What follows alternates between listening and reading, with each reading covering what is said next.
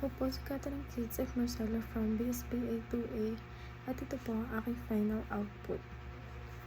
Number 6. Ang unang katanungan, ano mga bagay, kaalaman o paniniwala mo tungkol sa naging buhay ni Rizal at nagbago, nabigyan linaw o nadagdagan?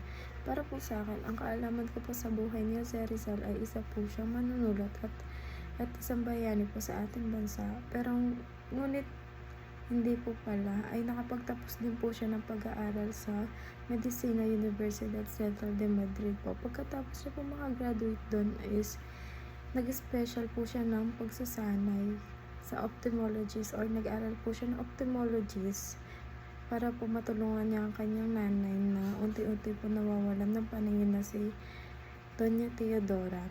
At pagkatapos niya pong pag-aralin yun is umuwi po siya ng Pilipinas para pagpatuloy or mag-aral po ulit ng doktor para matulungan niya din po ang ibang kamag-anak niya.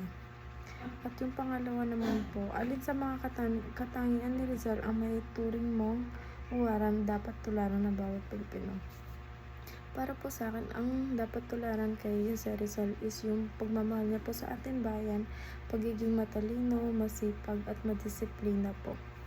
Ang pangatlo naman po, meron ka bang mga pananaw o aspekto sa kanyang pagkatao o ginawa na sa tingin mo ay di dapat tularan? Para po sa akin is yung masyado po siyang perfecto sa kanyang pananaw at yung pong nagkaroon po siya ng ilang karelasyon sa ibang bansa at sa Pilipinas po, at yung parang pagtanggi niya po sa pananampalataya. Yun lang po.